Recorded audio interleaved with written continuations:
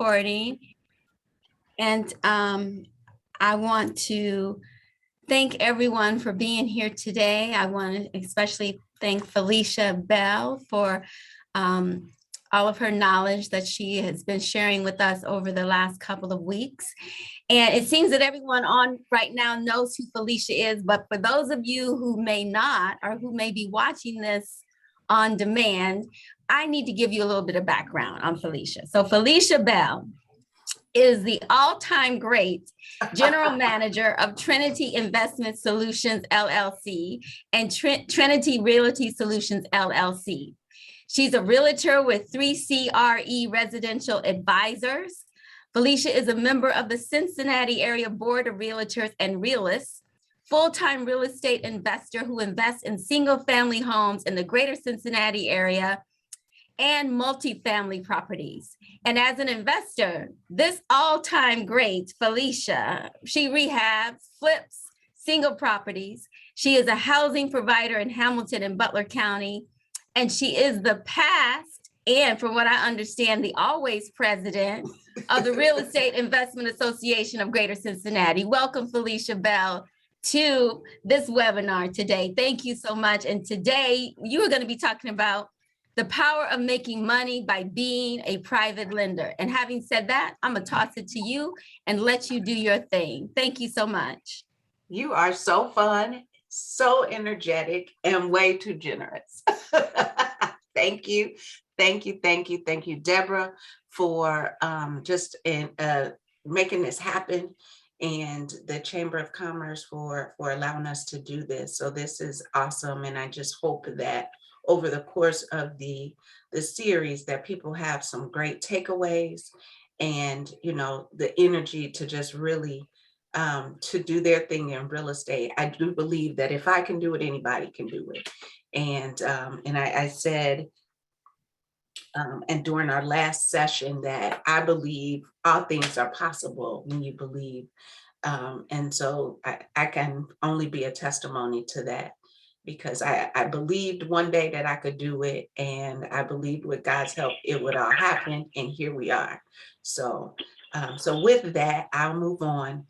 I'll talk about, you know, the power of making money by being a private lender, but really for me, it's just planting seeds for individuals on the call to pass along, not only to make money by being a private lender, but how to leverage by using private lenders to get deals done. So really kind of look at it from both ends of the spectrum, because my desire is to be more on, you know, get to the point where I'm making more mailbox money, and really being a lender is a way to get mailbox money.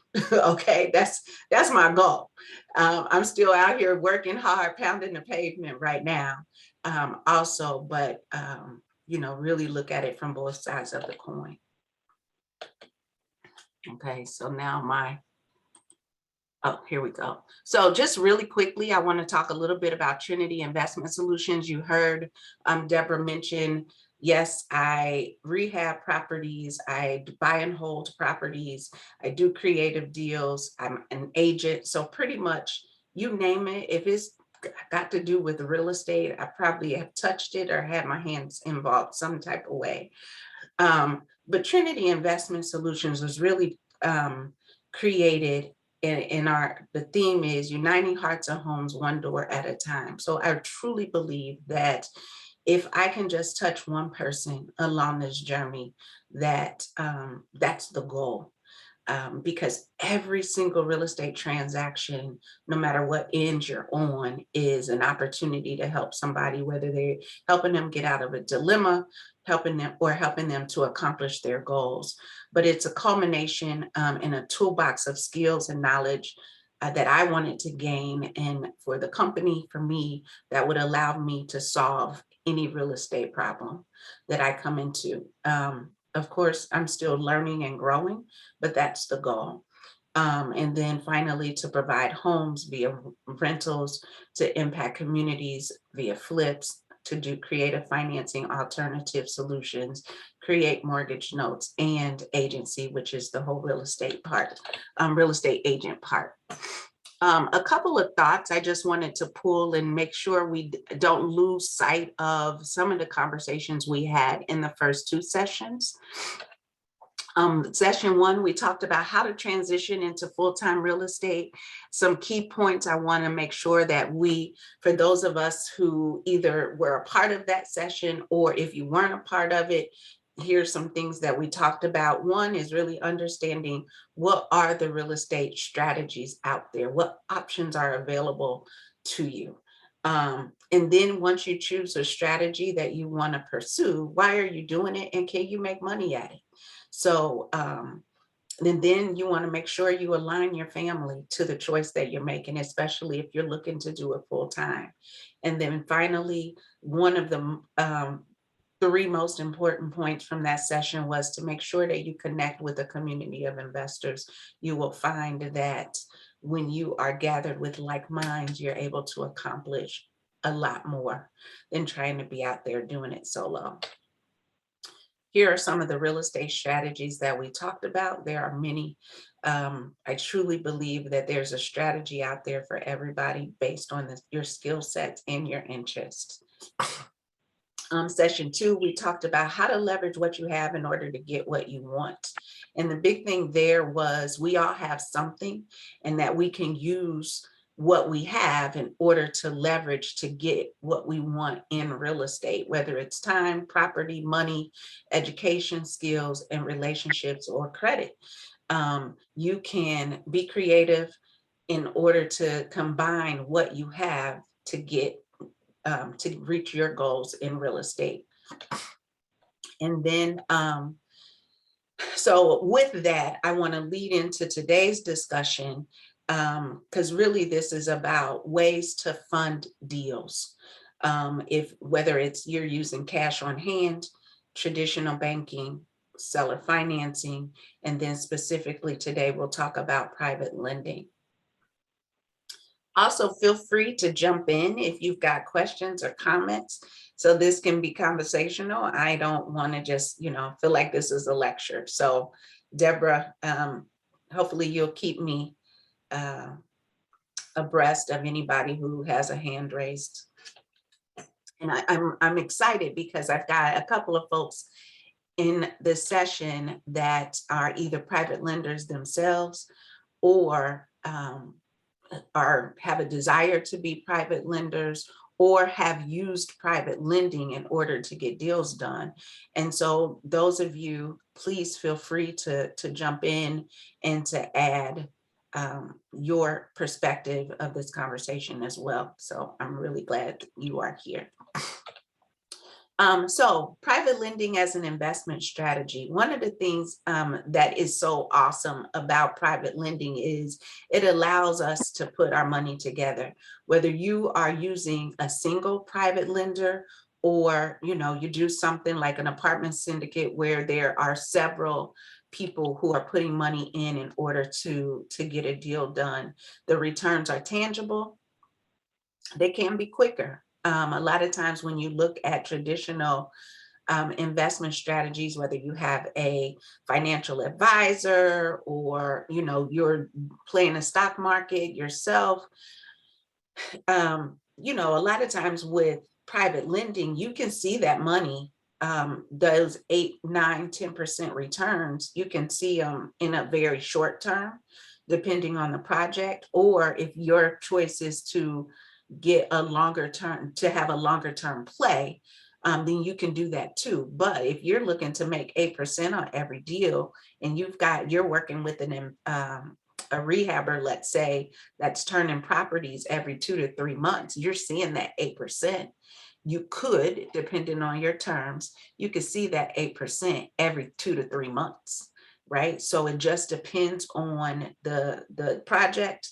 It depends on the lender and the terms of the agreement, but it's definitely a way to see returns quicker if that's what your strategy is. The other thing that private lending does is the collateral is attached to the investment. So if you are a private lender, you've attached that promissory note, that mortgage to the investment. So if something happens, you potentially are positioned in order to take the property. So you don't feel like, when I think about the stock market, when the stock market went down, when I had my money invested in the stock market, when it went down, I just went down. You don't get anything in return. You just, you lose, or you stay in it long enough to see it come back. The risk, you have less control over the risks, right? I believe that with private lending and real estate, you can, either you have a relationship with the person that you're doing business with, you can reach out and touch the property. I mean, depending on the deal, it can be a lot more personal, engagement with the deal or the project if you choose. So what is private lending exactly? I saw this picture and I saw these two little boys. This is what it is not, right? You're not playing with somebody's money, and it's not just like free money, right? These kids look like, somebody has given them a whole bunch of money and they're just gonna have a good time. It's a lot more structured than that, or it should be. I think one of the things that I have experienced in talking to individuals about private lending is that, people have lost a lot of money. They literally just hand over $25,000 or $10,000 to somebody who says they're going to rehab a property. And that's a huge risk. I agree. But when you do it properly, and we'll talk a little bit more about that later, it can be a really profitable way to not only partner on deals, but to make great returns, and to also get your goals accomplished without using a traditional lender. Why do people do private lending? One, traditional lending requires a lot more hoops to jump through. Again, we talked about being in this business full-time. So if you're in it full-time, one of the things that full-time real estate investors don't have, and that's usually, we don't have a W-2. So traditional lending can seem insurmountable in some cases.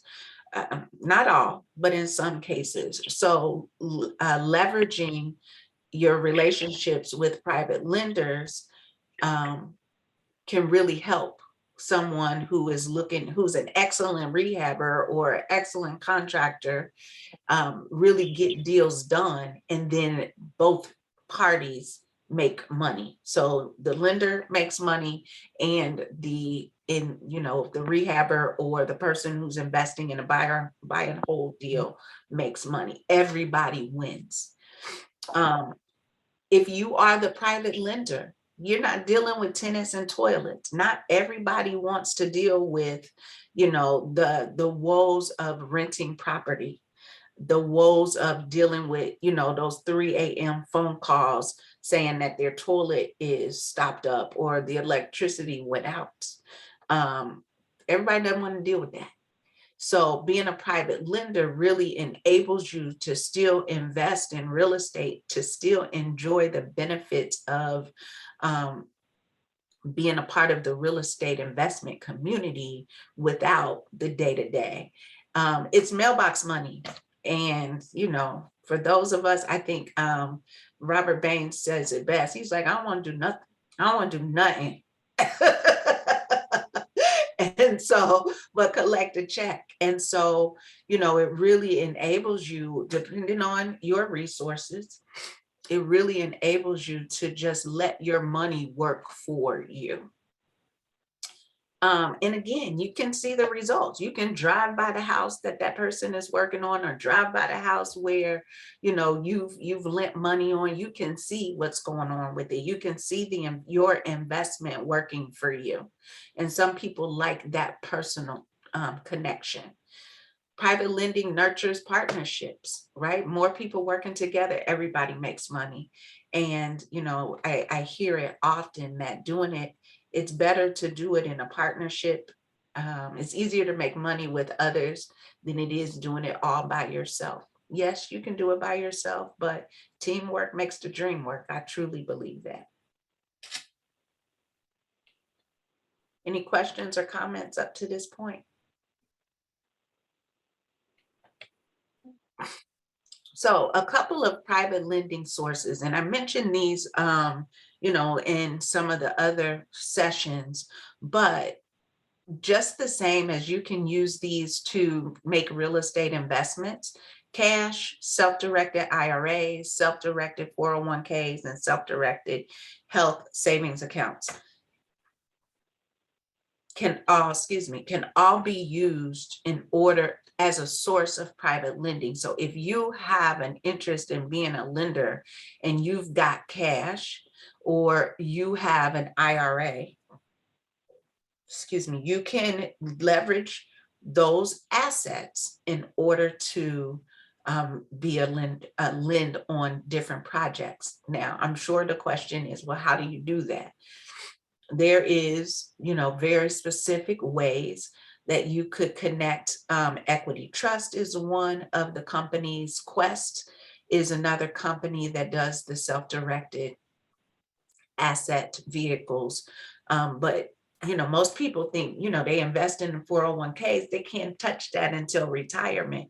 Not true. The one thing about self-directed asset vehicles is that you can direct those funds to where you want to direct them. So if you want to use, $50,000 from your self-directed 401k, you can use that $50,000 in order to, lend money for a rehab project. So it is possible.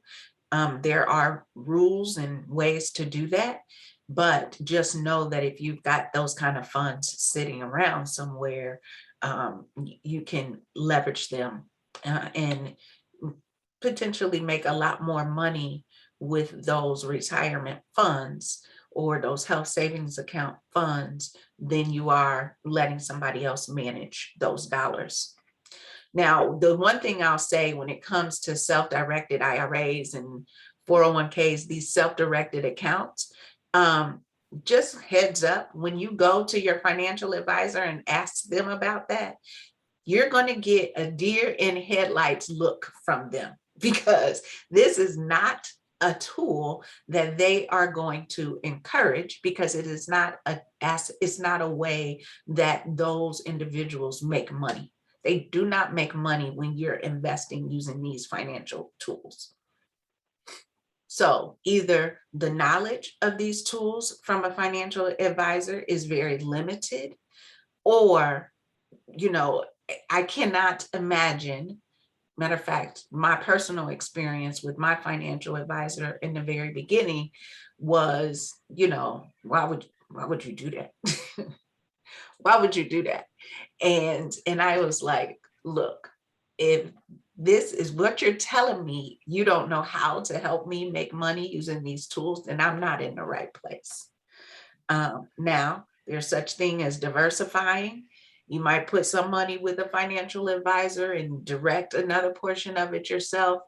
There's all different type of strategies that you can use, but know that these are ways that you can have money inside of an asset, a retirement asset or a health savings account, and still self-direct, whether you want to buy gold, whether you want to buy real estate. You can invest in different companies or whatever, startup companies. You can direct your own funds. And so recognize, if you have access to any of these, that is an option. Some of the things that you should absolutely have when you are looking to do private lending, and that is, you need to have mortgage documents created, you need to have a promissory note, and you absolutely should work with a title company. Why? Because, and here is where the horror stories come in. people will say, okay, my nephew wanted $25,000 or $30,000 to rehab this property, so I gave him $25,000. Now, why would you do that? Because if something happens and your nephew wins the lottery, he decides he doesn't want to do work on this project anymore, or he is not as good as he thought he was, or anything like that, or mismanages the money, then guess what? You're probably just out of $25,000. You may or may not get that money back. Not that there was any intention of wrongdoing, but there is no collateral that secures your investment. The mortgage documents, the promissory notes are the tools that are put into place. You should use an attorney in order to create these documents or have these documents created, depending on how much money. If you're talking $5,000, then still, using a promissory note is a great idea. But if not, if it's more money, like a significant amount of money, $25,000, $50,000, $75,000, you should definitely have an attorney involved in the process. So one, you've got recorded and documented instruments that acknowledge the deal that has been made. And then two, if something were to happen, God forbid, that the estate of the individual, that there's a document that they can reference that this deal was made. Okay. So if something happens to the lender, that family wants to still know that this money is sitting out there that is owed to the estate. It's another way to protect your assets. And again, have an attorney, a title company involved in the process is a way to protect your investment. A lot of times, first of all, especially culturally, I'll say, $5,000 or $10,000 is a lot of money. $100 is a lot of money to me. Like, I'm not trying to lose any money, but I definitely don't want to lose $5,000 or $10,000, $15,000, and then I have no recourse. So these things are recorded at the county once they're done by the title company. And should something go wrong, you've got these documents as a recourse. But I tend to think, and I think the folks on the phone that are real estate investors, that real estate is a safer investment when you know what you're doing. Yeah. I see some things in the right. So Tiffany, you're absolutely right.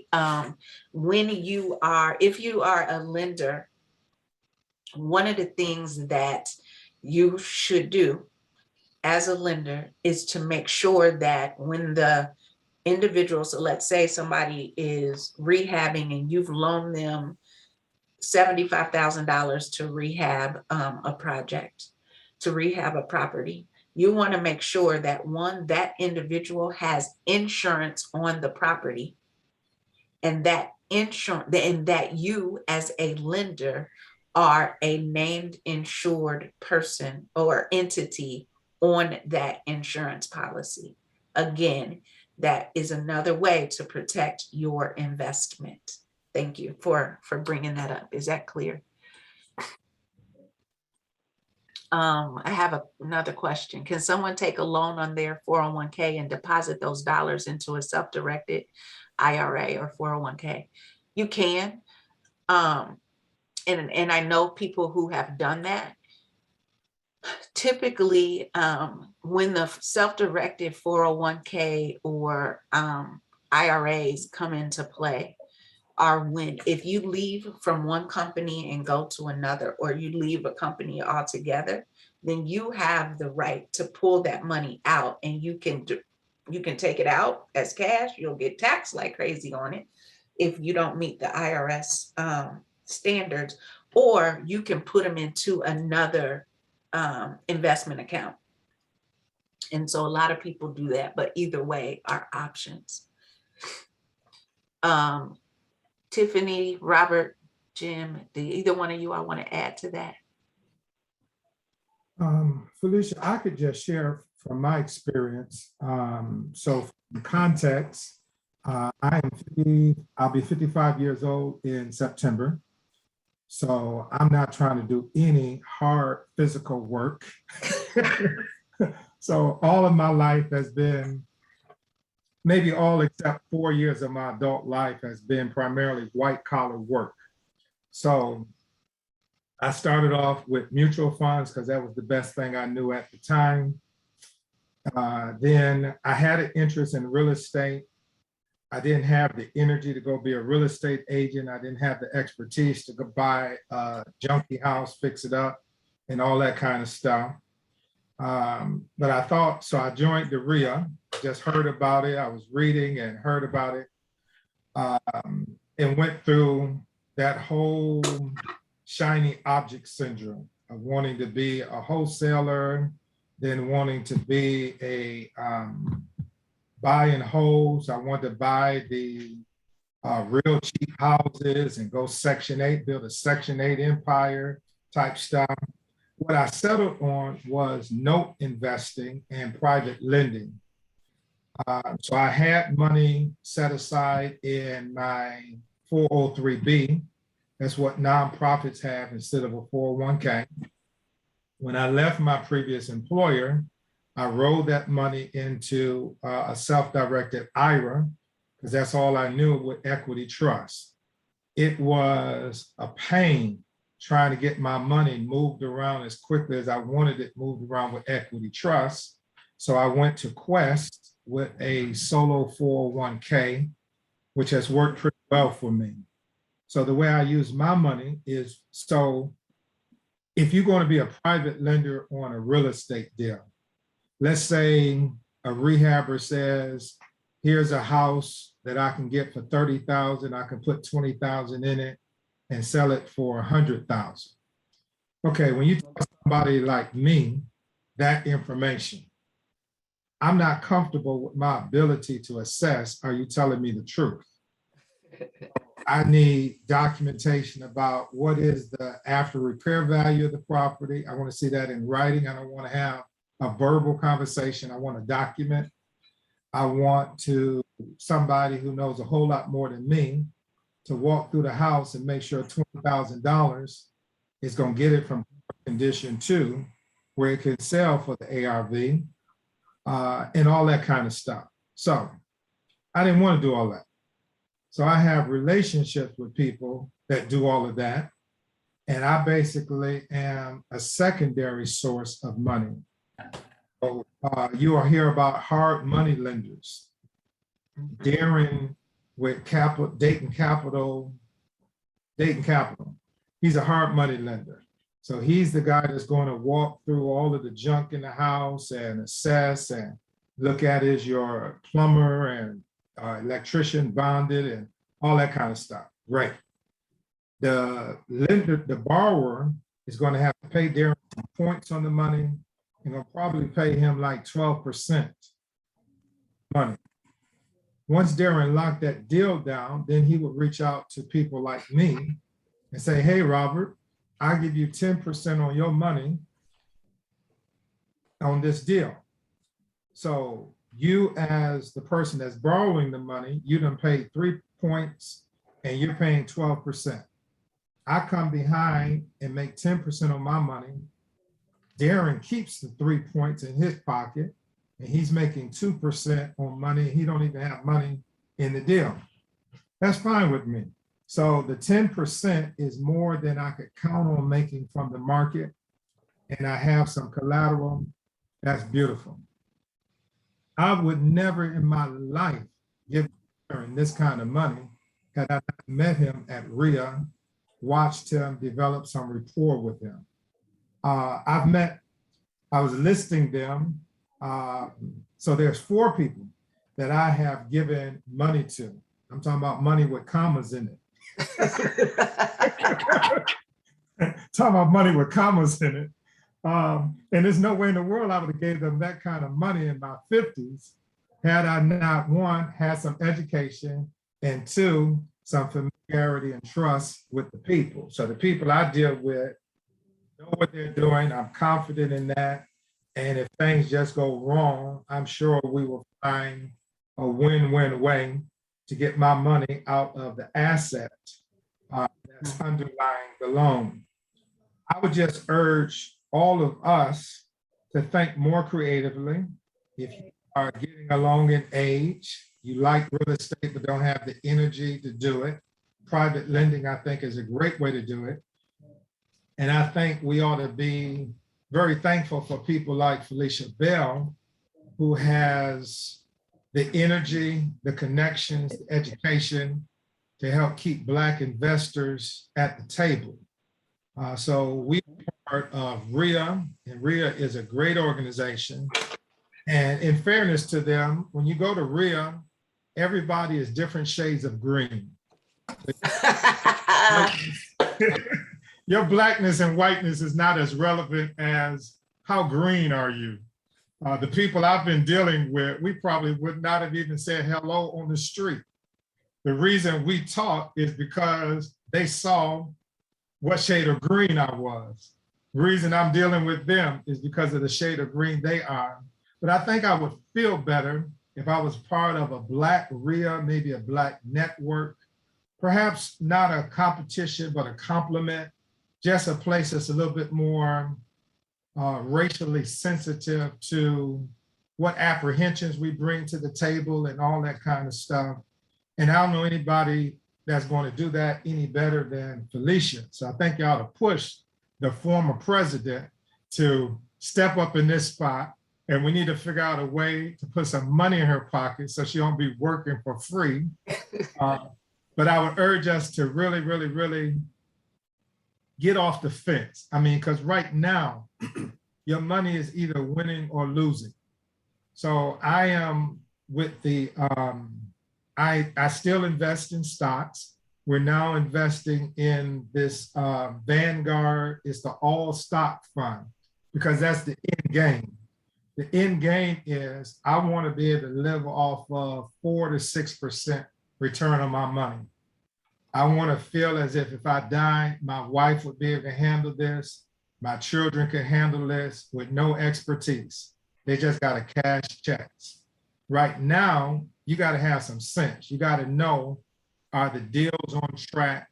You got to know, what do you do if the deal get off track, that kind of stuff. So right now, I'm kind of necessary for my money to keep working. The reason why I want to get to the index fund stage is where I'm unnecessary. The money will be as automatic as money you would get from a savings account. So there's a spectrum of thought here, and I would just urge all of us to get in the game. Don't be a professional student.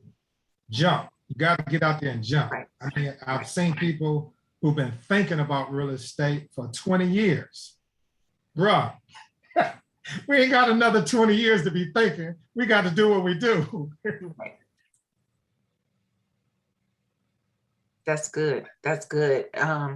Thank you, thank you, thank you. Thank you always for the encouragement and the enlightenment. The book is still coming. This is the start of that process.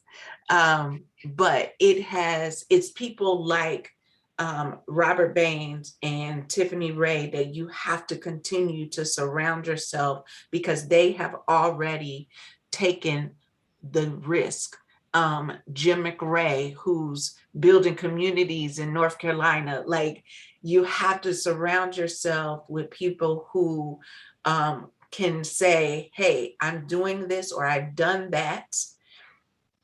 And this is how to do it properly, right? So many of us do, make moves. We want to be in the game. We want to hurry up and jump out there without the proper education. And that's a greater risk, right? So thank you for that. And I may lean on you again before we get out of here today. One of the things you said, Robert, was about, the percentage, 12% and 3 points. let's pause there for a moment, because we, in our traditional education, believe, get very uncomfortable when we start talking percentages like that. What do you mean? I'm gonna get a loan and take out a loan that's 12% interest? When you are out here and you're analyzing the deals, that 12% is very little for what you get on the back end of the deal. You have to know how to do your numbers. You have to take into consideration, one, the 12% is annualized over 12 months. I don't plan to keep any deal, especially if I'm doing a rehab, I don't plan to keep it more than 12 months, but the deal will always pay for the interest. You've got to factor that in. So we have to stop getting intimidated by the amount somebody else is going to make off of the deal and recognize this is a partnership. They're going to make money. We're going to make money. We all win. Now, again, for those of you who are familiar with Rich Dad, Poor Dad, the Robert Kiyosaki school of thought, Robert Kiyosaki talks about how our traditional, how we have been taught, how we have been traditionally educated, really makes us believe that those things are bad. But when you reassess the amount of money that you're going to make, the interest rate means very little, right? That is a means to an end. And if you're going to hold it for 30 years at 12%, that might be a different conversation. But if you understand the business, you understand the financials, then that is probably a very small price to pay for the result that you'll get. So I definitely wanted to touch base on that. Hey, Felicia, can I chime in for just a second? You're talking about interest rate, and that's my part of my métier, with my background having been a banker before I did real estate investing. So I would like to say, for those of you that are older on the phone, me, Jimmy, Robert, Felicia, you would know that 12% was a actual going rate for a mortgage. That was what my parents had. It was what my grandparents had. So interest is relative, but I do tell people, if you are lending or if you are a private lender and you're squeamish about the interest rate, then put some other protection clauses in there to help you out.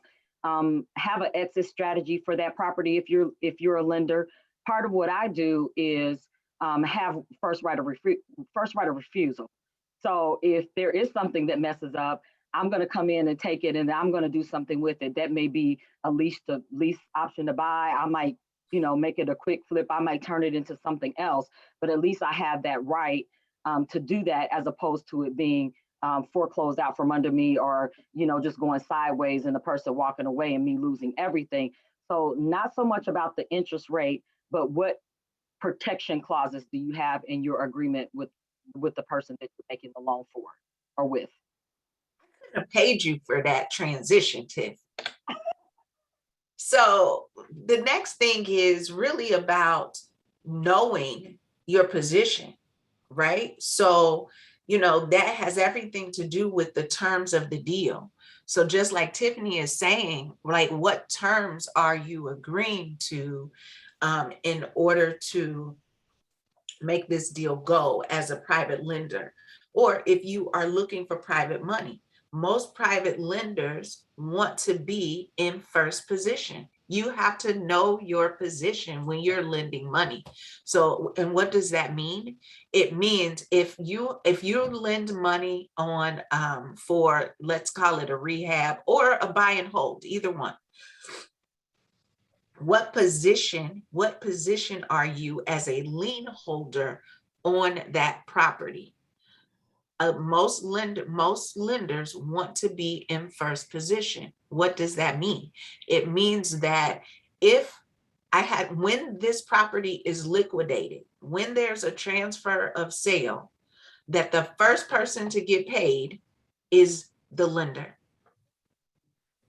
Now, it is not a bad thing to be in second position, but you have to know what the value of the property is, right? Because if you're in second position on that the second position lien holder, you want to make sure that the value of the property when it's sold. So let's say you're the second position lien holder, the value of the property once it's fixed up is $200,000. You've lent $25,000 on the deal and you're in second position. Well, if the person bought the property at $50,000 and the ARV is 200, what is your risk? Your risk is pretty low. You're probably going to get your money unless something goes real bad. Even if they don't finish the rehab, if they bought the property at 50,000 and there's a 50,000 lien in first position, they probably can resell that property for $80,000. Both first and second position lien holders are going to get their money. And that is before the rehabber gets paid. The first person to get paid from the title company is going to be the lien holders, or in this case, in this conversation, the private lender. Okay, so you have to know your position.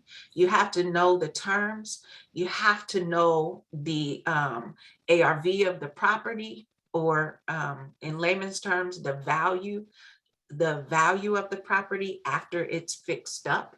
These are things that you have to understand before you make the choice to be a private lender or to get private lending. Either way, because if you're looking to secure private lending, believe you me, that private lender is going to ask you those questions. What is your end game? What is the exit strategy? So yes, thank you, Tiffany. So the other thing to know is, for me, now this is a personal thing and you all chime in, do not, or be careful, I say no, but be careful if you lend money on a property where the investor has acquired the property using a quit claim deed. Why do I say that? It is a risk, because when there is a quit claim deed, there is a high probability you don't know what you're getting on the title. That title could be clouded and you never know it until it's time to sell the property or to convey the property again.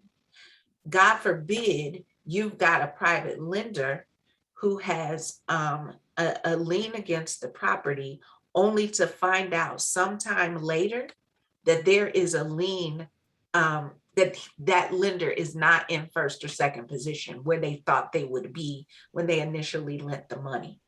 Quit claim deeds mean the deed or the property was conveyed without any research done on that title. Somebody just went downtown and said, hey, I want to give this property to, my daughter, my sister, my cousin. And for whatever reason, it could be health reasons, it could be, just need to get the property out of my name. It could be a myriad of reasons. But whenever I see a quit claim deed, and I feel the same way when I'm dealing with my clients. I've got a client, we're going through this right now.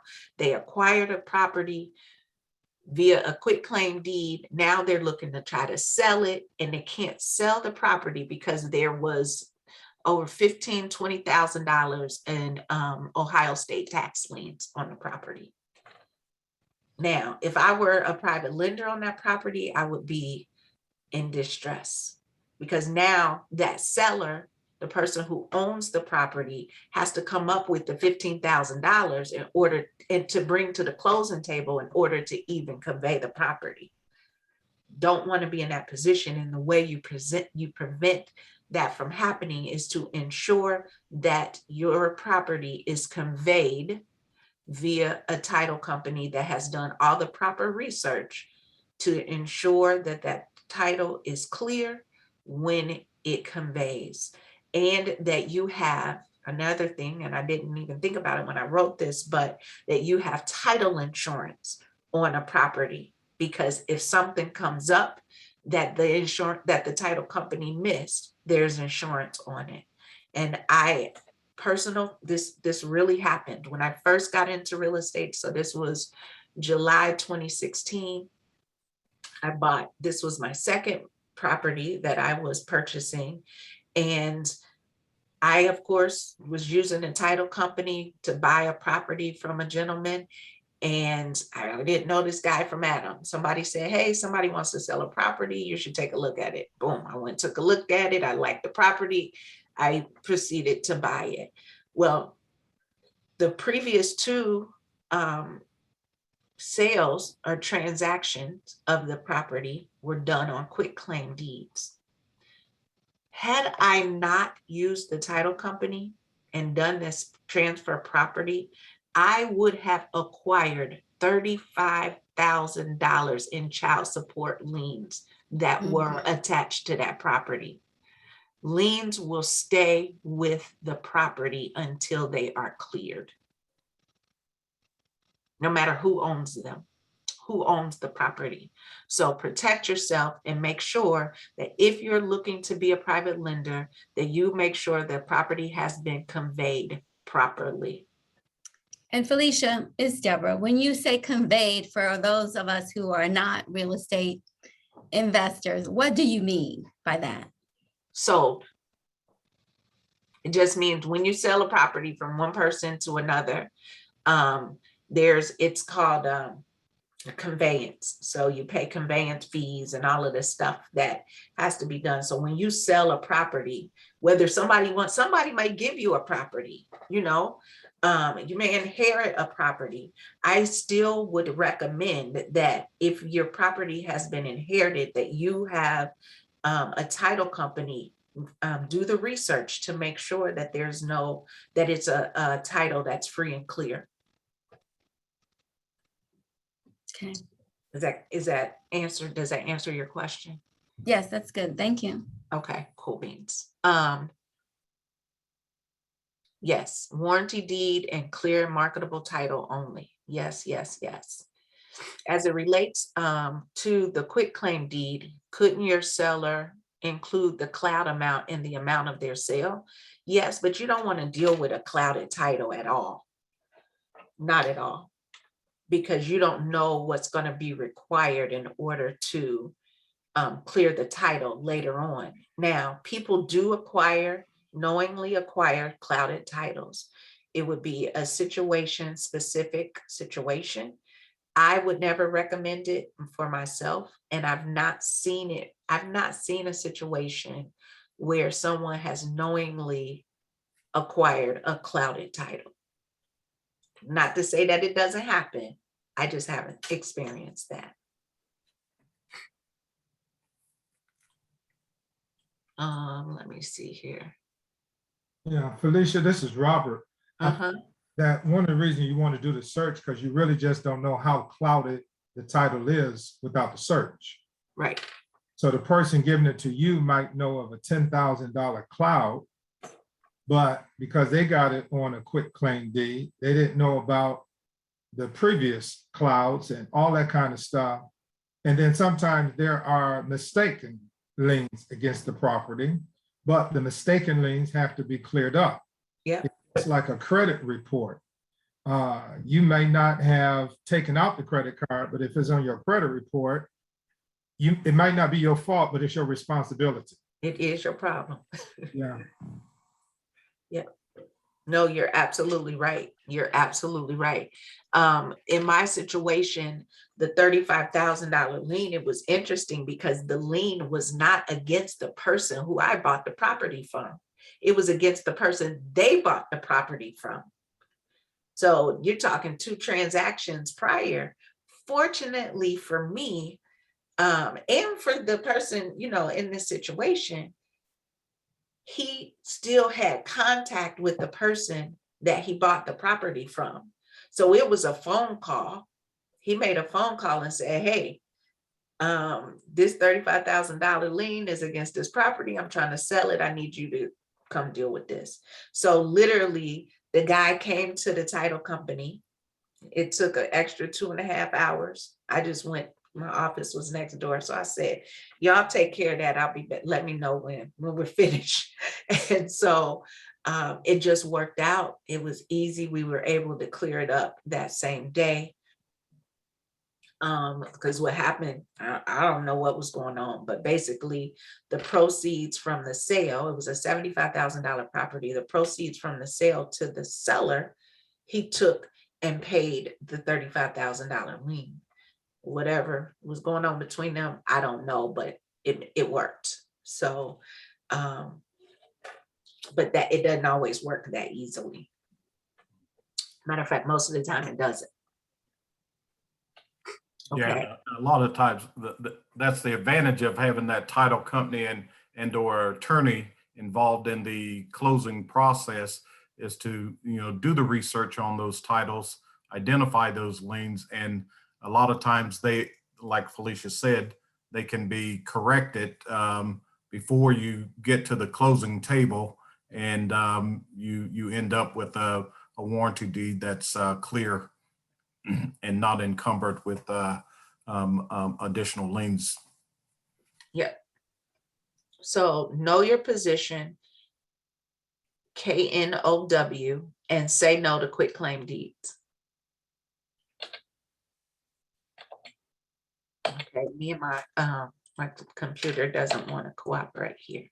The other thing to be aware of, as if you choose to be a private lender, is the fact that the SEC does have regulations on private lending.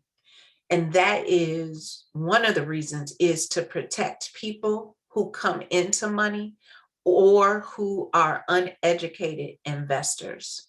So if, you know, Aunt Susie wins the lottery for $1 million,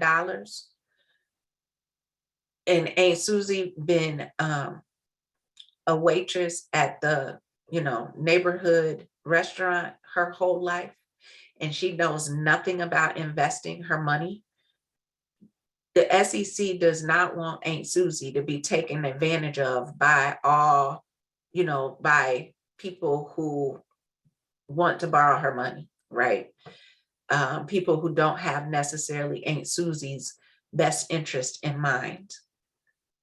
And so there are some requirements. I could have pulled down requirements that the SEC regulates, and it basically they want you to fill out a form to say, yes, I understand the investment that I'm making, and yes, I understand how all of this works, pretty much. Like they'll have, there's a form that they may have you fill out, not all the time, but a lot of times this is important, especially if you're raising money for a project from more than one investor. But it's a way to protect yourself as an investor, and it's a way to protect the person who is borrowing the money.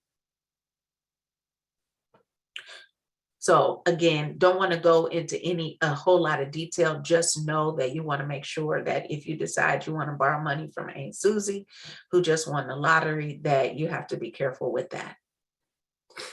Or if Aunt Susie says, you know what, baby, I'll give you, I know you're doing those houses and stuff, and I just want to give you some money.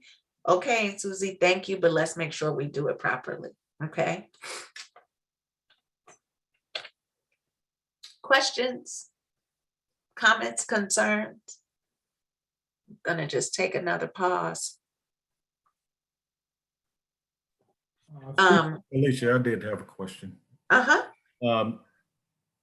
It was, does the profits that are made when you invest self-directed funds into a project, does those profits have to be reinvested back into the fund from a regulation standpoint, or can those go to the individual to be used for personal as personal income, or whatever the case might be? So technically they're supposed to go back into the fund. Great question.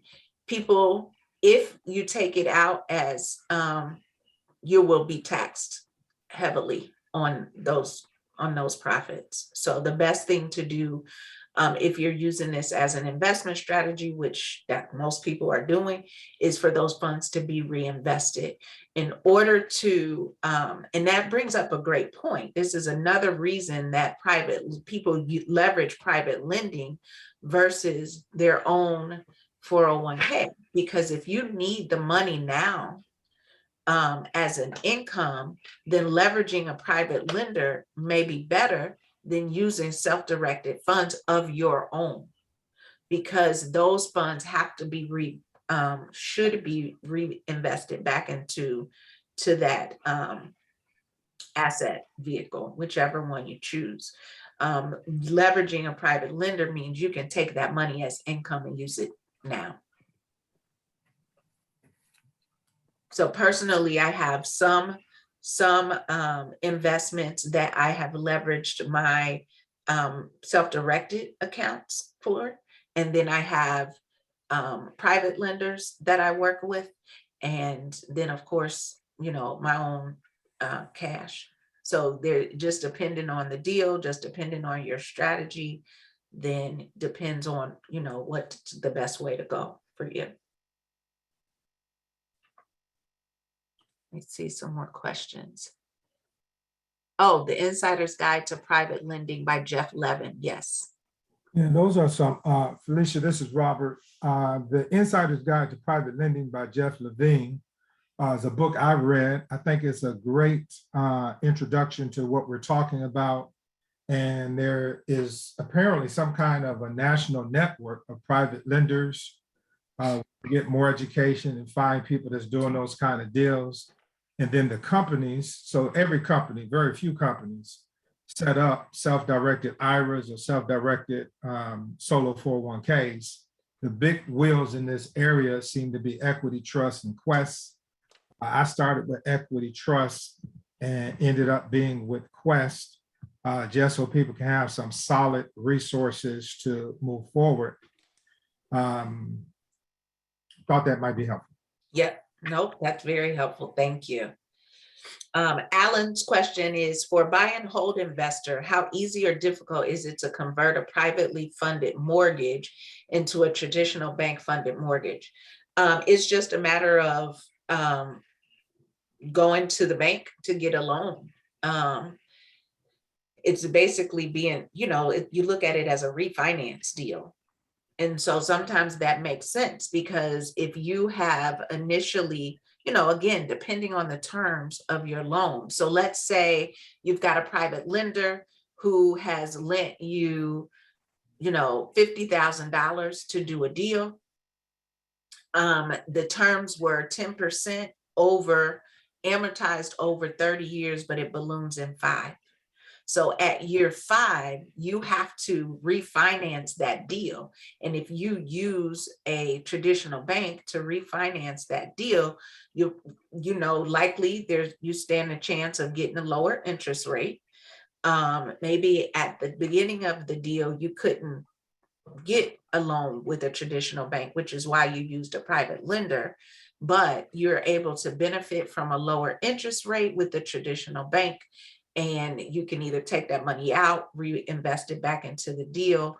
The private lender is paid their money due, and then you move on. So yes, absolutely. It's just a refinance of your loan. The second question is that how private lenders typically get their money out of the deal? Not always. So right now, for example, I have a rehab that I just worked on. And it's actually pending on the market, and that was funded by a private lender. And so that money, that private lender will be paid as soon as we sell the house, because that private lender is in first position. So the first person to get paid will be that lender. And the total by the time it's all said and done, that from start to finish, from the time we closed with the private lender to get the property to the time we finally did the rehab and, got the buyer and all of that, will be about 4.5 months. So after 4.5 months, that private lender will get their money. other than the deal, what criteria is the private lender looking at in terms of lending to the investor? So yeah, you were a better person to answer that question. So as a private lender, I think I am a rather conservative private lender. I would, if it wasn't for people like Darren, Felicia, and others who I trust, you would have to show me that you know what you're doing. So the deal got to make sense, but the deal will only make sense if you know what you're doing, because I don't want the deal. I just want my money. Property, I don't want to be foreclosing, selling, none of that. I don't want to do any of that. I want the deal to happen the way you presented it to me. So if you presented it to me as a buy, flip, you're going to sell it and I'm out, great. That's what I want to happen. If you are fixing it up and then you're going to refi, and when you get the bank's cheap money, you're going to buy me out, fine. I want that to happen. I am willing to take the property with foreclosure if I have to, but it is not what I want to do. So understand, I'm a white collar worker. I'm not trying to go through all of that stress. And so in order for me to feel comfortable that this is going to actually take place, I want to see the person's track record. So even when I do deals with Darren, it's important to me to know how many deals has the borrower done with Darren in the past. It's rare that I would invest in a deal with Darren and the borrower is on his first deal. I want to see a person's track record, because at the end of the day, I don't want the property. I just want my money, and I want that stress-free. So the deal got to make sense. And then the person that's orchestrating the deal, superintending, making sure things work, that person got to be able to impress me as somebody who can deliver on their proposal. So that's a great point, because, you know, somebody might be asking, do I need to know the individual that I'm lending to? Every lender, every private lender has their own criteria.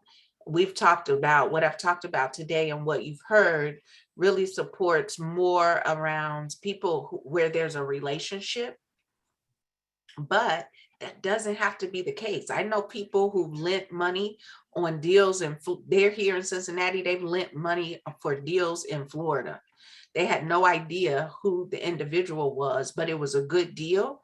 And they invested $5,000 or $10,000, $15,000 into the deal. They got their money back. They had a way to stay connected to the property and what was going on. The borrower continued, like, would give weekly updates to the investors. So you don't have to know the individual in order to create terms that make you comfortable with lending money. And I think that is a misnomer, but I can remember, I won't say any names today, but the first time I did a private loan, I was sitting in a RIA meeting, a RIA focus group meeting. And I said, you know, we were just talking, we had a topic, but you know, the ladies, it was the women in real estate focus group. And, you know, we're just sitting there, we're at the table eating dinner, talking about our deals. And I said, you know, I need $30,000 to do this deal. And within like 10 seconds, somebody said, I'll give you $30,000. And I was like, oh my God, are you serious? Like, I was so shocked. I was like, you give me $30,000? Like, nobody's ever given me $30,000 before in my life.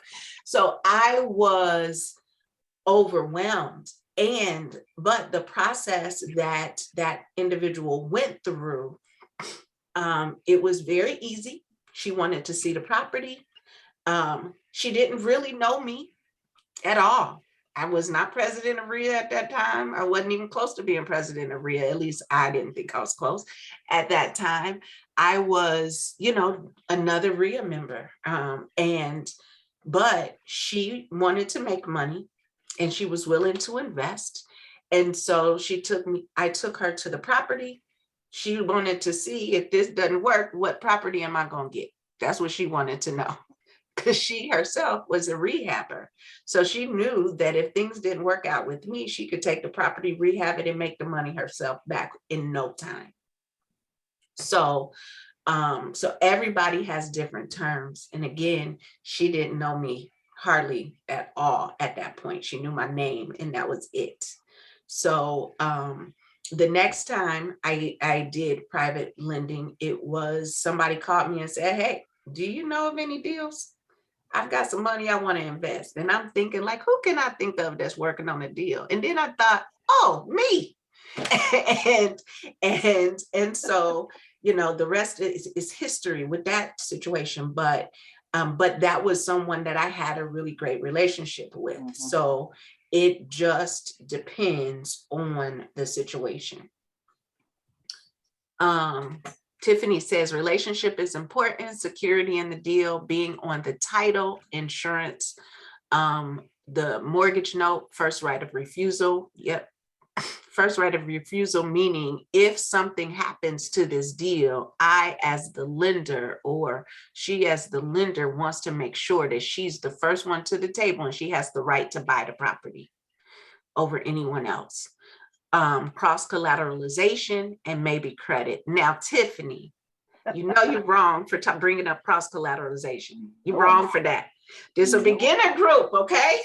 Sorry. Okay, sorry. Because somebody's going to ask me, what is cross-collateralization? Yes, and you know it's me. You know, what is cross-collateralization? I can't even say the word. So let me take that one on since I stuck my toe in the water and did it, Deborah. But like I said, having worked in default servicing for 28 years, I see a lot of bankruptcies, right? And so I'm the person that I don't want 100% in the deal. I might only go for 65. I might only go for 70. So what I will ask you is, what else do you have? Do you have a car? Do you have jewelry? Do you have something that I can leverage? It could be another piece of property. So you can cross-collateralize with many things. I've seen people do it with cattle, pianos, you name it, all kinds of things, right? That's that creative strategy that Felicia was talking about. But it's, if something happens, I can go over here and reach on, and we'll use property for the sake of this discussion. You have property 1, 2, and 3. I'm lending you on 3. I lean on 1 so that if you don't pay me everything on 3, the remaining part that you owe me, I get to attach for 1. And you can't do anything with property 1 until you run me my money. Make sense? Yeah. Yeah. Another way. Thank you, Tiffany. You're welcome. Thank you, Tiffany. Another example of cross-collateralization is, let's say you have, the private lender has money in one deal, and say you decide to sell that property, let's call it property A. You decide to sell property A, but the lender, he doesn't want his money back. He wants to keep making money. And so you may have another deal that you can take the money from that deal and put that lien against another property. That's also another example of cross-collateralization. Absolutely. So what you'll hear in the business is people say they are walking alone. That just means they're walking the money from one property to another. Now, that is sophisticated. I've never walked alone, but now I know how to do it, and I may one day. So it's but it's things like this, cross-collateralization, private lending. It's making sure you understand the SEC regulation. These are the things that I felt as a community, we lack the knowledge and understanding of how to do these things, and or that these things are even possible. So when you know what's possible, then you can leverage that knowledge, which what we talked about last week, leverage that knowledge in order to get what it is that you want.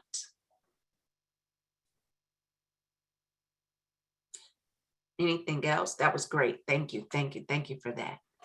I could talk, I know Jim, I know Robert, I know Tiffany. There's probably other people on the call that I am familiar with or know really well, but it's hanging with folks like this that just, what do they say? Iron sharpens iron.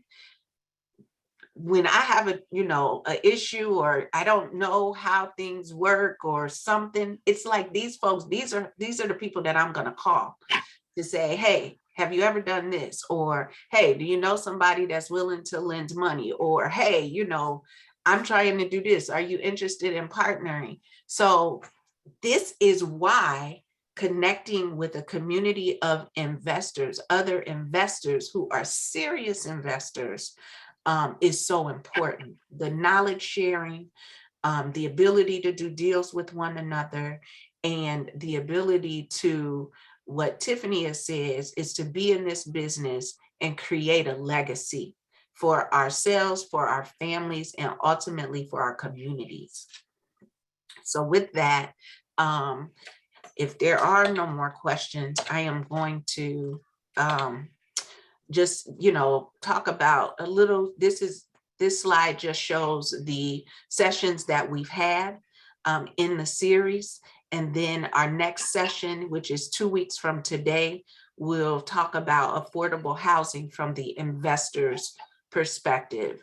And I hope to have a couple of other individuals attend as well, who can speak to affordable housing from the investor's perspective, which I think is important because we hear about affordable housing from everybody else's perspective, but how does it affect the investor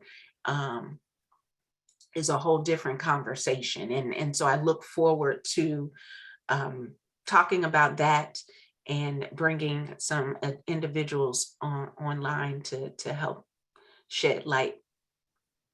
So I will hand it back over to you, Deborah. Okay, so well, much. I just want to give you a round of applause because this was great information. The whole first 3 webinars, part of this 4-part series, were fantastic. So I just want to say greatly appreciate you, Felicia Bell, for once again dropping your knowledge. I see somebody in there wrote in the chat, drop the mic. So yes, the mic has been dropped. Do not try to pick it up. You can't handle it. So thank you so much, everyone, for participating. Appreciate you showing up today. I appreciate you giving us your time and your expertise as well, and for sharing. And for those of you on this webinar who are not members of RIA, once again, as I said last session, please check out their website. And if you're interested in getting into real estate investing, then as Felicia said, that is the first step. Join RIA, get yourself educated so that you can be an intelligent real estate investor. So thank you again, everyone. Take care. Have a great day. Enjoy the beautiful weather and stay safe and stay healthy. Thanks Awesome. again, Felicia. Thank you. Bye-bye, everyone. All right. You all be good.